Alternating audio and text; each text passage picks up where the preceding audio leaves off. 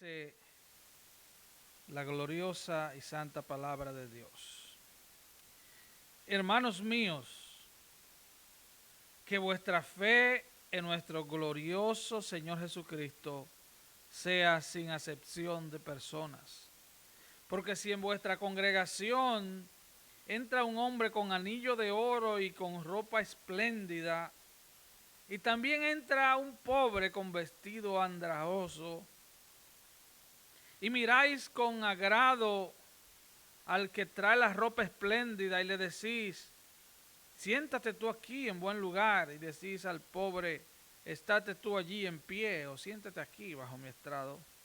¿No hacéis distinciones entre vosotros mismos y venís a ser jueces con malos pensamientos? Hermanos míos amados, oíd, ¿no ha elegido Dios a los pobres de este mundo para que sean ricos en fe y herederos del reino que ha prometido a los que le aman? Pero vosotros habéis afrentado al pobre. ¿No os oprimen los ricos? ¿Y no son ellos los mismos que os arrastran a los tribunales? ¿No blasfeman ellos el buen nombre que fue invocado sobre vosotros?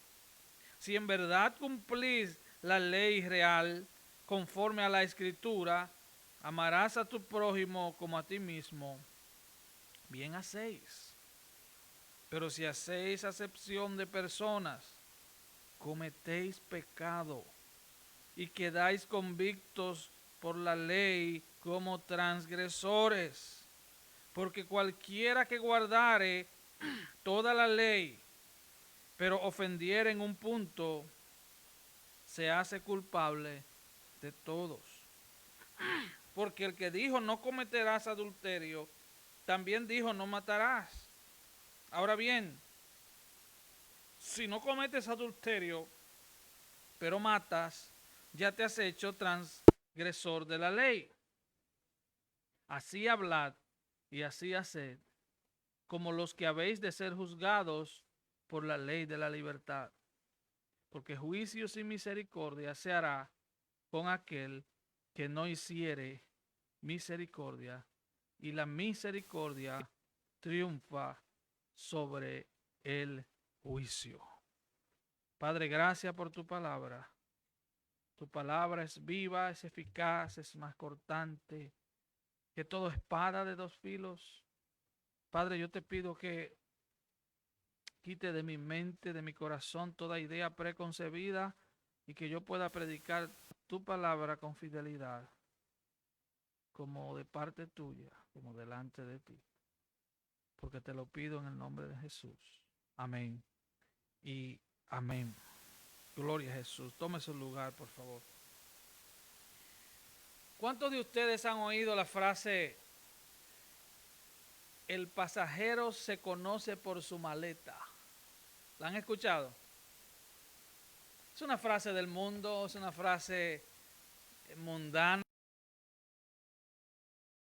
Es algo que se en el mundo. Lo probable es que en la iglesia tratemos a la gente así. ¿Recuerdan ustedes David? ¿Lo recuerdan? David, perdón, Dios le dice a Samuel, de Samuel,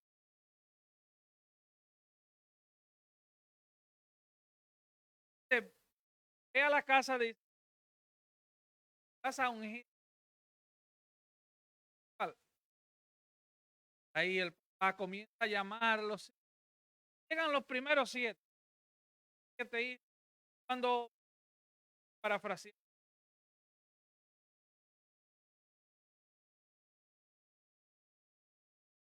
ahí, ante, alto, parecido.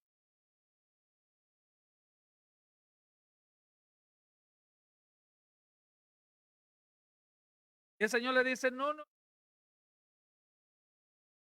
aquí no está. El hombre mira conforme a la apariencia, pero yo miro conforme. Falta alguno y le dice, sí, por allá, hediondo a ovejas, está atendiendo a las ovejitas, eh, las ovejitas.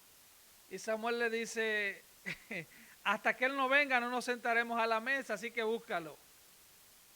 Y ese muchachito fue el que Dios ungió como rey, por la simple y sencilla razón de que Dios mira el corazón. En el mensaje de esta noche vamos a hablar del favoritismo en la iglesia. Un tema que Santiago usa comenzando el capítulo 2. Ya en el capítulo 1 terminamos esta mañana bajo el tema hacedores de la palabra. Santiago es práctico. El hermano del Señor, aunque él vino al Señor después de su resurrección, pero él se pasó su vida escuchando a su hermano, el Señor Jesucristo. Y hablar del favoritismo, debemos entender que Dios no hace acepción de personas, Dios. Deuteronomio 10, 17 y 18 dice, porque Jehová vuestro Dios es Dios de dioses y Señor de señores, Dios grande, poderoso, temible, que no hace acepción de personas, ni toma cohecho, que hace justicia al huérfano y a la viuda, que ama también al extranjero, dándole pan y vestido. Uno de los atributos de Dios, escuche bien, porque ser cristiano es parecernos más a Dios cada día. Uno de los atributos de Dios es que Dios es imparcial. Dios no tiene niños bonitos. Dios no se parcializa por un hijo o por otro. Dios no se parcializa por ninguna de sus criaturas. Muchas veces solo pensamos en Dios con ciertos atributos como la santidad, la justicia, la omnipresencia, omnisciencia, omnipotencia. Él es inmutable, Él es eterno, Él es soberano. Pensamos en su gracia, en su amor, en su fidelidad, pero Él es imparcial. Él es un juez justo. Y Dios nos manda como cristianos a imitar ese atributo de Él. A que no tengamos parcialidad, que no hagamos acepción de personas.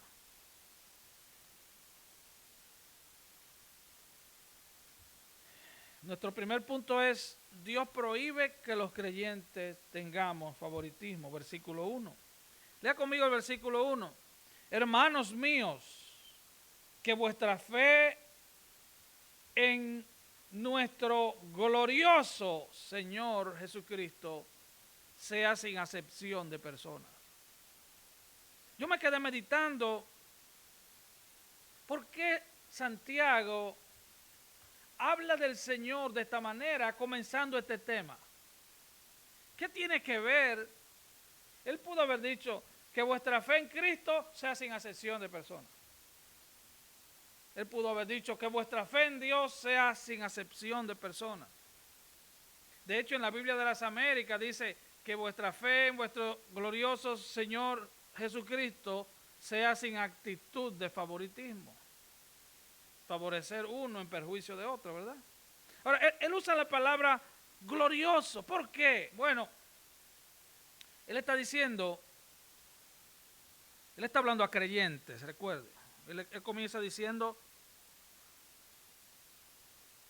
hermanos míos. Él está hablando a creyentes. El Señor nos habla a nosotros como creyentes. Él dice, ustedes que tienen su fe en Jesucristo, recuerden que Él es glorioso. ¿Por qué es necesario eso? Bueno, porque entender que Él es glorioso va a hacer que nosotros juzguemos con justo juicio.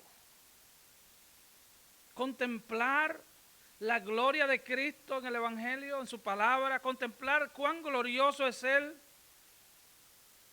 nos va a hacer justos, va a hacer que nosotros no nos impresionemos por el carro de alguien o por la casa de alguien.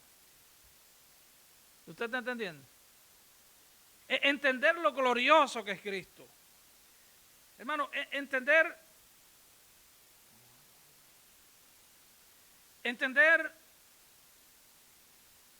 quién nos salvó. Entender lo glorioso de su obra en la cruz. Entender el precio que pagó en la cruz. Entender que Él es glorioso. En el Evangelio de Juan,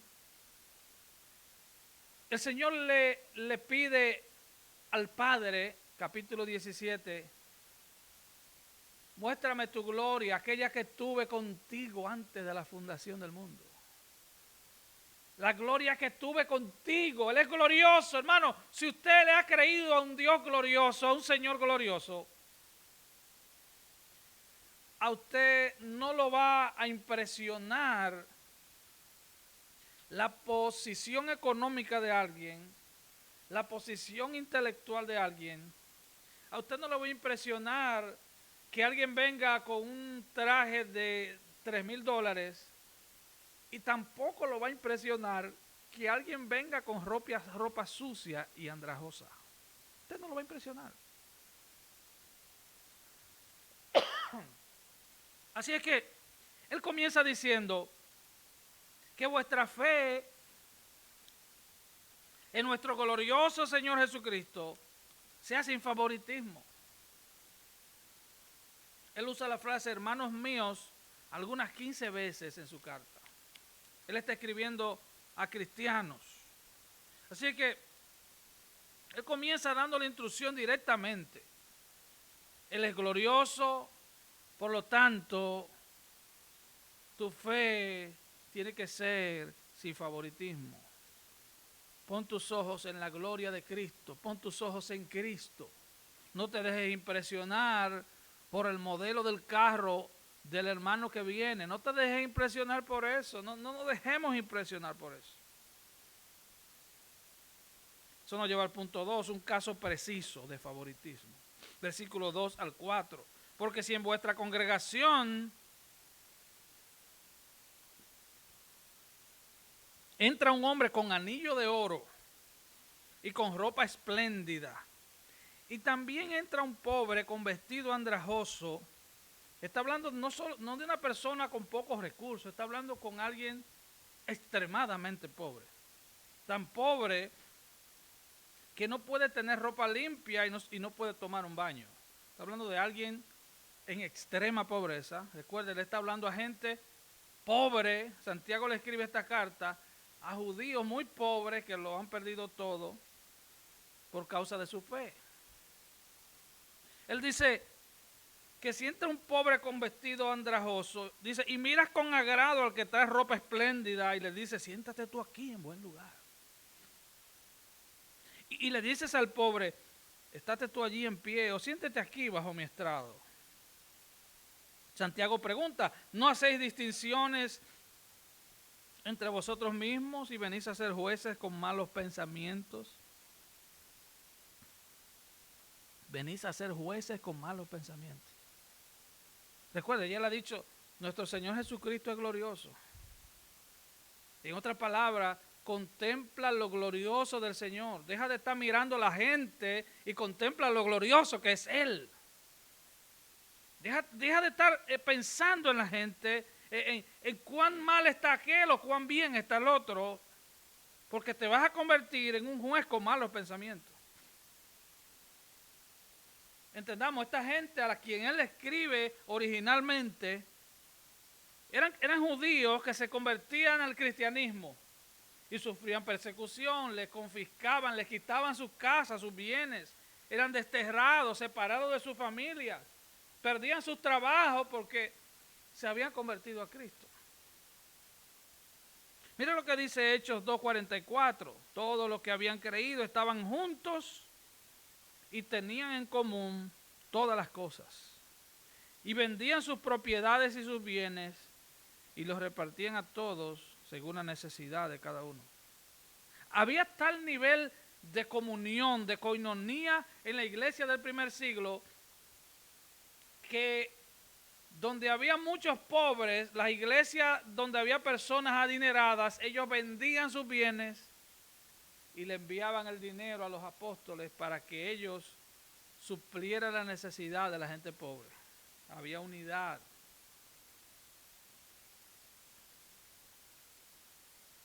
Cuenta la historia, y oiga esto, para mí resultó interesante. Después de la muerte de Juan Wesley, el fundador del metodismo,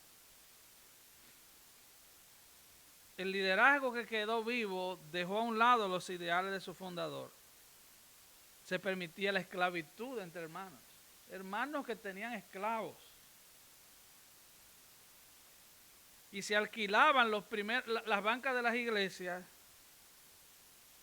a los ricos. Se les rentaban las bancas de la iglesia a los ricos. Y hubo discriminación de las clases sociales. Entonces aparece un hombre llamado Benjamin Titus Robert. Se llaman B.T. Robert. Este hombre era pastor. Se levantó en contra de esta discriminación. A los ricos les rentaban las bancas y los pobres se quedaban atrás parados o tal vez afuera. Así surge la Iglesia Metodista Libre, por si usted no lo sabía. Surge porque este pastor, B.T. Robert, protestó contra las injusticias en la iglesia. Cuando los líderes nacionales de la Iglesia Metodista Libre vieron a este hombre, a este pastor protestando, lo trasladaron a la ciudad de Pekín. Dice, aún así, él siguió escribiendo fuertemente en contra de las prácticas y como resultado lo expulsaron de la Iglesia Metodista junto a un grupo de pastores. Y ahí surge la Iglesia Metodista Libre el 23 de agosto de 1860. Se llama metodista porque ellos adoptaron los artículos de religión de Juan Wesley, y libre porque proclamaba la igualdad para todos, no importaba su raza, su condición social o económica. Se descontinuó la práctica de rentarle las bancas de la iglesia y de tener esclavos en la casa de los cristianos. ¿Se imagina usted pastores con esclavos, hermano? Wow. Job 34:19, hablando de Dios, dice que Él es aquel que no hace acepción de personas, que no respeta más al rico que al pobre. Oiga la palabra que dice, no respeta más al rico que al pobre, los respeta a los dos igual. Dice, porque todos son obra de sus manos. Eso nos lleva al punto número 3, el carácter inconsistente de algunos cristianos, versículos 5 al 7. Carácter inconsistente. Dice, hermanos míos amados, oíd, ¿no ha elegido Dios a los pobres de este mundo para que sean ricos en fe y herederos del reino que ha prometido a los que le aman? Pero vosotros habéis afrentado al pobre. No os oprimen los ricos, y no son ellos mismos los que os arrastran a los tribunales. No blasfeman ellos el buen nombre que fue invocado sobre vosotros. Ahora, escuche esto. Él dice que Dios ha elegido a los pobres para que sean ricos en fe. Él no está hablando de todos los pobres. Él está hablando de cristianos elegidos por Dios y que son pobres. Él no está diciendo, oh, todos los pobres van al cielo. Eso no es lo que está diciendo, ¿eh? Cuidado. Él no está diciendo, los pobres van al cielo porque son pobres y los ricos al infierno porque son ricos. Esa no es la idea, eso no es lo que la Biblia dice, eso no es lo que Santiago está explicando. Él está diciendo que Dios ha elegido pobres en las iglesias para que sean ricos en fe.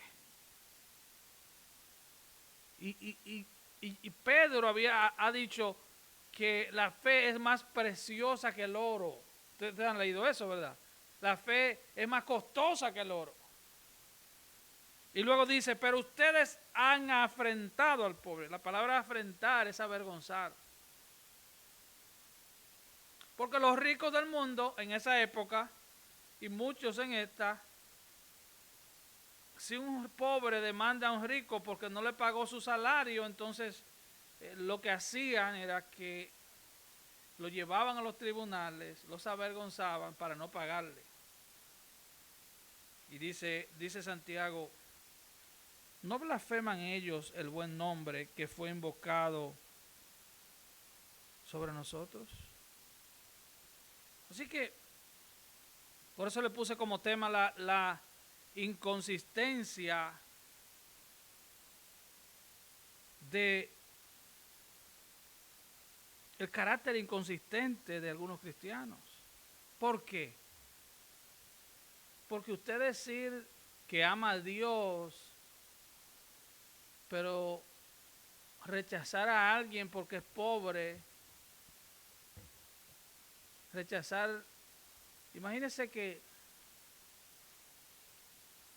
¿te recuerda cuando estábamos en el Templo Redondo? Iban 3 o 4 borrachos, llegaban borrachos allí.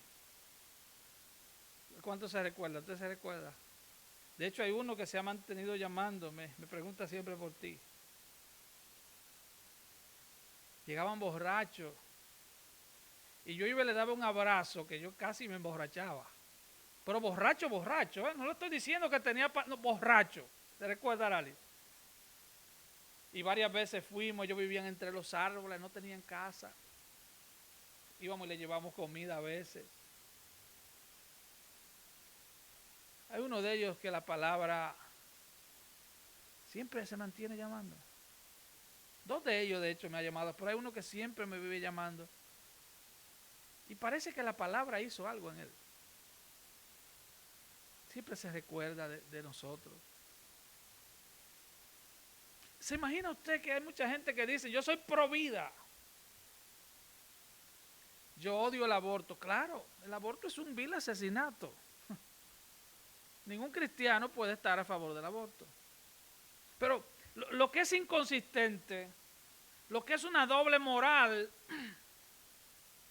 y no quiero entrar en el terreno político, pues lamentablemente a veces uno se entra, lo que es inmoral, es decir que usted es pro vida, pero usted odia a los mexicanos, por ejemplo. No, somos pro vida, somos nacionalistas cristianos. Amamos a Dios, pero odiamos a los hispanos. ¿Qué le parece a ustedes? O sea, yo amo la vida en el vientre, pero hay ciertas vidas que ya están grandes que yo los odio. ¿Qué le parece? Ahora, vamos a sincerarnos aquí entre nosotros. Me voy a olvidar que hay una cámara ahí. Todos tenemos dentro de nosotros el pecado del favoritismo. Todos, en una medida u otra. Por ejemplo, voy a comenzar con los dominicanos. Los dominicanos, casi todos odian a los haitianos. Casi todos. He oído hablar que, bueno, y usted sabe la gran lucha que hay en Estados Unidos. De hecho, Martin Luther King dijo que la hora más segregada, o sea, más dividida en la historia en todo Estados Unidos, son las 11 de la mañana de cada domingo. Los blancos se congregan en un lado, los afroamericanos en otro, los hispanos en otro, los chinos en otro, y así sucesivamente. Y entendemos lo del idioma, porque si yo me congrego en una iglesia de chinos, yo no voy a entender nada. Pero yo tengo que amar los chinos, porque el cielo va a estar lleno de chinos, muchos chinos, porque son muchos. En el cielo, y yo no soy profeta ni hijo de profeta, como dijo el profeta Oseas. En el cielo va a haber muchos chinos porque los chinos son demasiados. Y amamos a esa gente.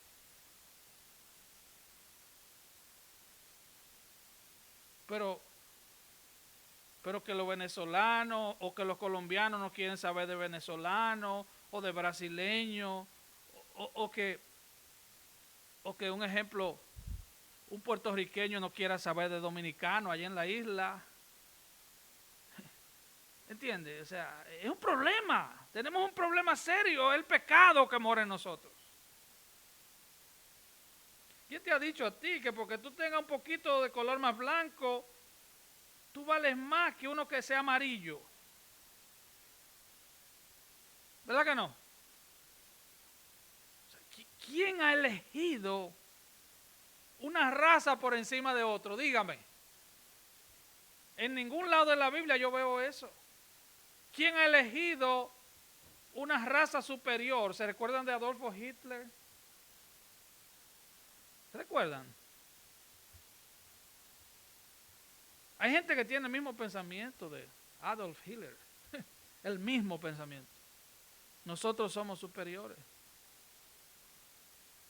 Amados hermanos, el llamado de Dios a través de Santiago es que tratemos con dignidad a todo ser humano. Hermano, incluso si es homosexual, incluso si es lesbiana, si es afeminado, si es lo que sea, debemos tratarlo con dignidad. Pecadores todos, necesitados de un Salvador. Pecadores necesitados de un Salvador. El borracho es un pecador, igual que el mentiroso. El avaricioso es un pecador, igual que el homosexual. Es por eso que frente a la cruz todos somos iguales. Glorias sean dadas a Cristo. No hay tal nivel de pecador. Somos pecadores todos. Pecadores miserables. Sin Cristo estamos perdidos. La imagen de Dios está en cada ser humano. Distorsionada por el pecado, claro está, pero ahí está la imagen de Dios. ¿Recuerdan cuando Dios crea al hombre? Le dijo, hagamos al hombre a nuestra imagen. La imagen de Dios, la imagen moral de Dios fue plantada en cada ser humano. En cada ser humano que tú veas, que yo vea, por más pecador que sea, sin importar su raza, su etnia, sin importar su idioma, su color, sin importar su religión, en cada ser humano están las huellas digitales de Dios. Dios lo creó. ¿Usted entiende eso? Y si nosotros no podemos tratarlo con dignidad, es porque no hemos entendido la palabra de Dios. Debemos tratarlo con dignidad. Porque Dios lo creó. Eso nos lleva al cuarto punto, el pecado del favoritismo. Versículo 8. Si en verdad cumplís la ley real, oiga cómo le llama ahora Santiago a la palabra la ley real. La palabra real no significa que es una ley muy importante, eso no es lo que significa. Real aquí tiene la connotación de que es una ley dictada por un rey. Es la ley del rey. La palabra de Dios es la ley del rey. Y él dice, si en verdad cumple la ley del rey, conforme a las escrituras, amarás a tu prójimo como a ti mismo, bien hacéis. Él no está diciendo, ama lo de tu país como a ti mismo. Ama los que se parecen a ti como a ti mismo. No, tú tienes que amar a los hondureños como a ti mismo. Eso no es lo que está diciendo. Ama a los puertorriqueños como a ti mismo. Ama a los mexicanos como a ti mismo. Ama a los dominicanos. No, le está diciendo, ama al prójimo. Si tu prójimo es de la India, pues ámalo. Él dice, si cumples la ley del rey, conforme a la Escritura, amarás a tu prójimo como a ti mismo. Recuerda, ese es el segundo gran mandamiento. Bien hacéis. Pero si haces acepción de personas, si te comportas con favoritismo, cometes pecado. Ahora Santiago establece claramente que hacer favoritismo es pecado.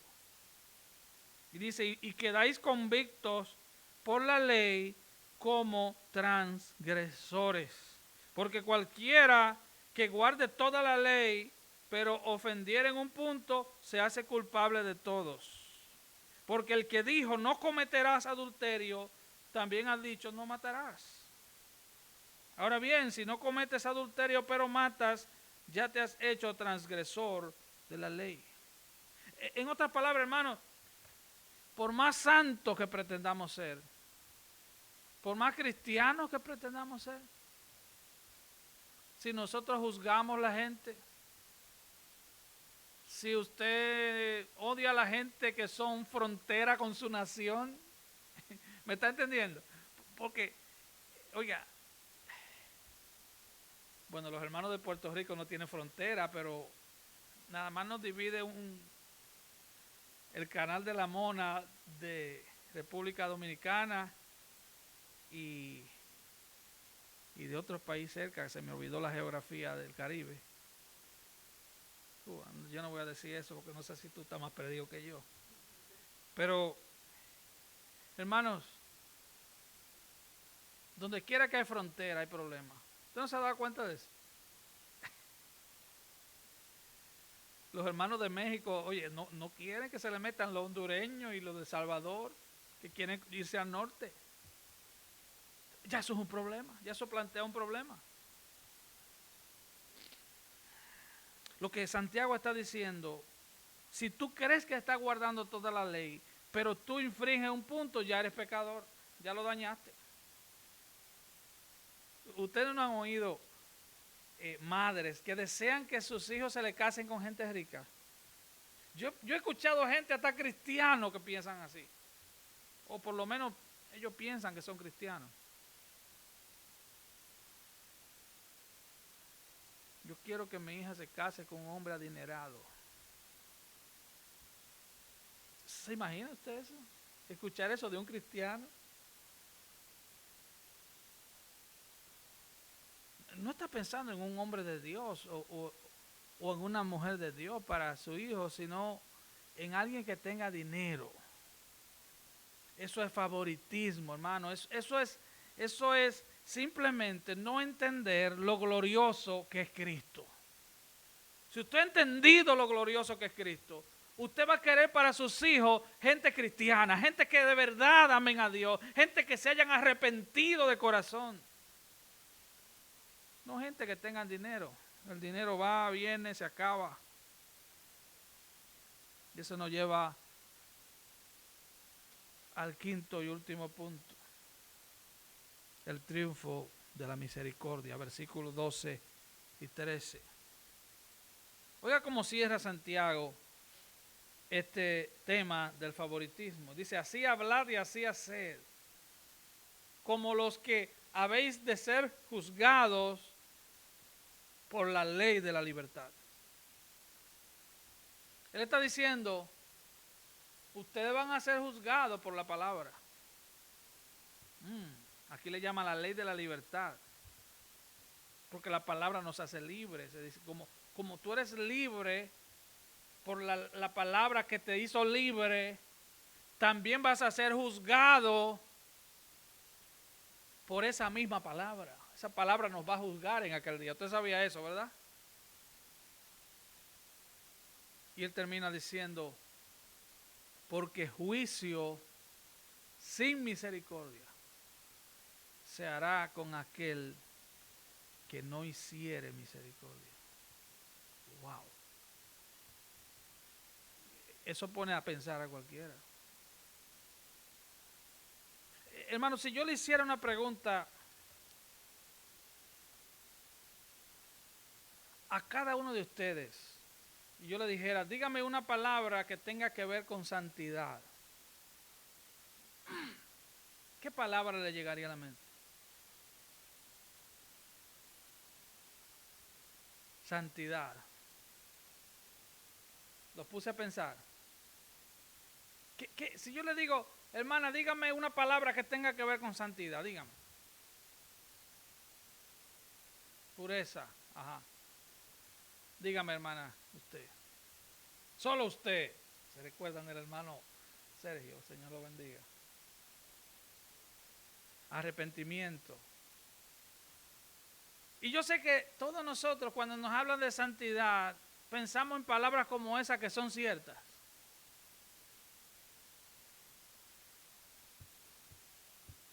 Pero muy pocos piensan que la misericordia tiene que ver con la santidad.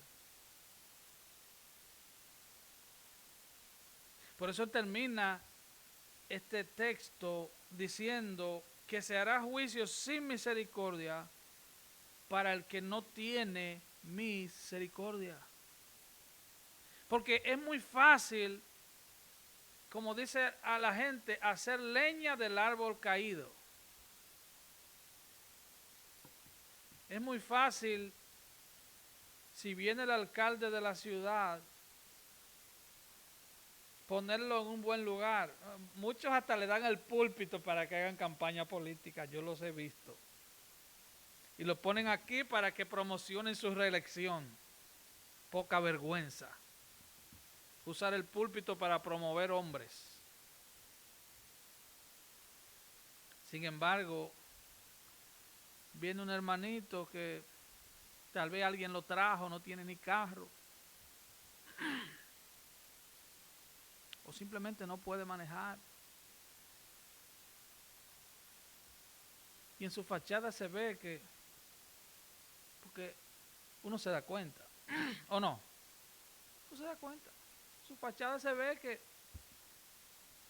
que no ha sido muy prosperado en sus finanzas. Y al hermanito ni siquiera lo saludamos con agrado.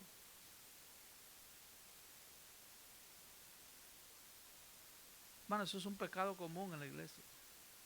Y no es un problema solo de los pastores. Santiago no le está escribiendo solo a pastores, le está escribiendo a hermanos, hermanos míos. O sea, la palabra misericordia, aquí en este contexto, lo que significa es, tú no puedes ser nice solamente con la gente que te cae bien.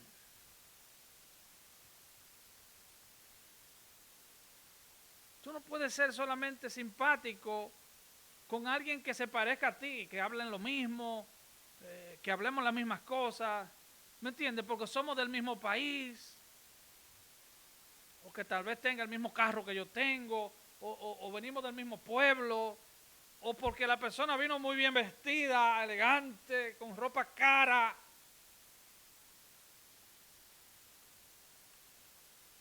Y el Señor dice, hacer tal clase de favoritismo es pecado. Como hermanos en Cristo, debemos entender algo.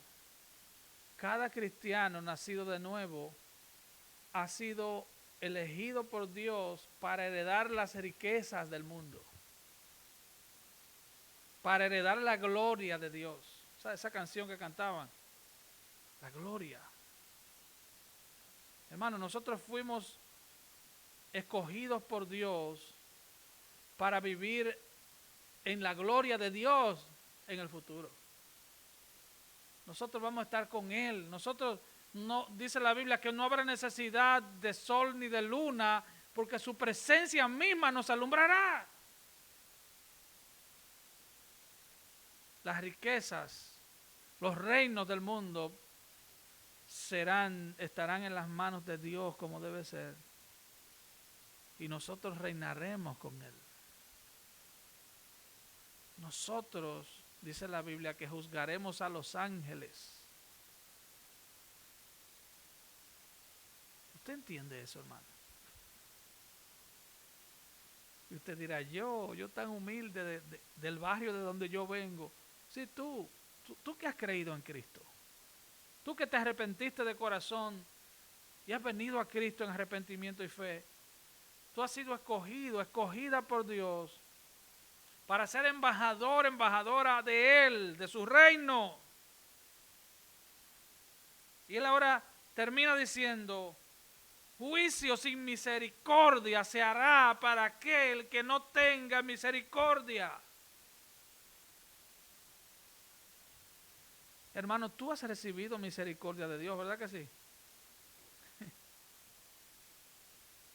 El hecho de que estés aquí esta noche, el hecho de yo estar aquí, de no estar en una cama enfermo, o tal vez preso, o tal vez muerto, eso significa que Dios ha extendido sus misericordias sobre ti. Y si tú y yo entendemos que hemos recibido su misericordia, es para que se la demos a otro. Es para que tratemos a la gente con amor. Es para que cumplamos el segundo gran mandamiento. Amarás a tu prójimo como a ti mismo. Oh, hermanos, que el Señor nos ayude. Porque dice al final, y la misericordia triunfa sobre el juicio. La misericordia triunfa. Porque la misericordia viene de Dios. Y al final, Cristo vence. Al final Él vence. Él termina venciendo, ganando. Si no le hace Apocalipsis en su casa. Amén, hermanos. Que tu vida de santidad refleje amor al prójimo. Que nuestras vidas de santidad reflejen misericordia. Y que el Señor nos use como instrumentos de gracia para favorecer a los pobres, a los necesitados, pero que también su gracia nos capacite para no rechazar los ricos, porque todo aquel que venga a Cristo en arrepentimiento, el Señor los recibe. Así que debemos tener balance, ayudar al pobre, sostener al pobre, pero no rechazar al rico, porque tanto el pobre como el rico necesitan a Cristo. Todos necesitamos a Cristo. Amén, hermanos. Póngase de pie, por favor.